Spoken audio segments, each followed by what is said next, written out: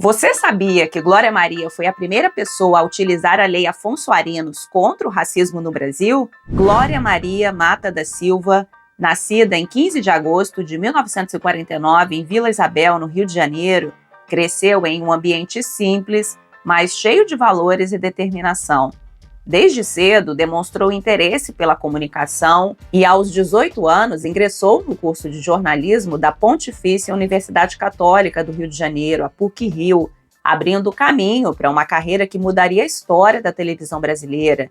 Em 1970, foi levada por uma amiga para a Rede Globo, onde começou como estagiária no departamento de jornalismo. Com talento e dedicação, foi efetivada no mesmo ano. Sua primeira grande reportagem foi a cobertura do desabamento do elevado Paulo de Fronten em 20 de novembro de 71, uma tragédia marcante que exigiu precisão e sensibilidade jornalística. Pouco tempo depois, Glória tornou-se apresentadora do RJTV, jornal local do Rio de Janeiro, marcando o início de uma trajetória pioneira. Foi a primeira repórter negra a ganhar destaque no telejornalismo nacional e, ao longo das décadas, consolidou-se como uma das maiores jornalistas do país, conhecida por seu carisma, coragem e por realizar reportagens em dezenas de países, muitas vezes em locais inóspitos e culturas pouco exploradas na TV brasileira. Sendo uma mulher negra em um país que historicamente tentou sustentar a imagem de uma democracia racial, Glória Maria enfrentou desafios que iam muito além das barreiras profissionais. Em uma época em que a televisão brasileira era quase exclusivamente branca, sua presença no jornalismo em rede nacional foi revolucionária, mas sua trajetória foi marcada também por episódios de racismo explícito, enfrentados com uma coragem rara, ainda mais notável por ocorrerem durante o regime militar. Um desses episódios aconteceu em 1980. Glória Maria tinha 29 anos. Em uma noite de segunda-feira, a jornalista participou de um jantar no Antônios, restaurante badalado no Leblon, que fecharia suas portas em 1996.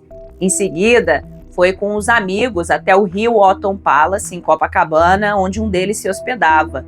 Na portaria, entretanto, o americano Chester Stanley, subgerente do hotel, disse que Glória não poderia subir. Quando questionou os motivos para ser barrada, a jornalista ouviu o funcionário dizer que negro não entra aqui no hotel. Diante da confirmação da atitude racista, a repórter da Globo não pensou duas vezes. Em uma entrevista na época, ela disse: "Eu realmente perdi toda a calma. Me senti humilhada demais com o que tinha ouvido. Sou negra, jornalista, profissional e me orgulho disso. Lutei 29 anos para chegar onde estou e não aceito essa humilhação." Glória advertiu o subgerente, dizendo que se o americano mantivesse aquela intransigência criminosa, ela seria obrigada a chamar a polícia. Como o funcionário respondeu com desdém, afirmando que ela fizesse o que bem entendesse, a jornalista ligou para a polícia. Surgiu então uma viatura que conduziu os envolvidos à delegacia. O dia já amanhecia quando Glória deixou a unidade e desabafou: "Sou uma cidadã comum, vilipendiada por causa da cor da sua pele. Vou fazer valer os meus direitos. Essa briga eu levo até o fim." Na época, estava em vigor a Lei Afonso Arinos, promulgada em 1951 pelo então presidente Getúlio Vargas. Aquela foi a primeira legislação brasileira a incluir o preconceito racial entre as contravenções penais, com pena prevista de 3 meses a 1 ano de prisão, além de multa. Para o delegado Lauro Machado, o caso preenchia os requisitos para configurar uma violação à Lei Afonso Arinos. Chester Stanley, o subgerente, prestou depoimento, foi indiciado, mas pagou uma multa e deixou a delegacia. No dia seguinte ao episódio, Glória Maria voltou à cena do crime na condição de repórter para conduzir uma matéria sobre o caso. Ela relatou o ocorrido e gravou uma entrevista com o gerente geral do hotel, que repudiou a atitude do subgerente. Segundo ele, nosso hotel é totalmente contra a discriminação racial. Temos hóspedes de todas as cores, inclusive há uma delegação da Nigéria hospedada conosco, informando que Stanley fora demitido após o episódio. Glória moveu um processo na justiça contra o americano acusado de racismo. No dia 14 de julho daquele ano, porém, o juiz da 26ª Vara Criminal absolveu o réu, alegando que não havia provas o bastante para enquadrá-lo na Lei Afonso Arinos. O episódio, ocorrido no fim da ditadura militar, foi mais do que um ato de coragem individual, foi um gesto político. Em um tempo em que o silêncio era imposto, Glória Maria falou.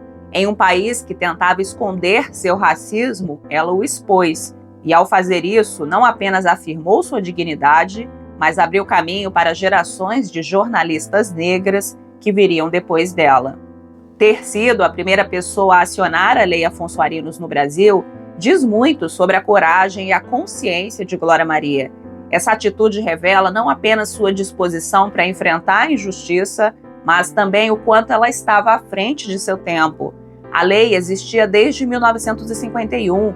Foi criada após a dançarina e coreógrafa americana Katharine Durham ter sua hospedagem negada no luxuoso Hotel Esplanada em São Paulo por ser uma mulher negra.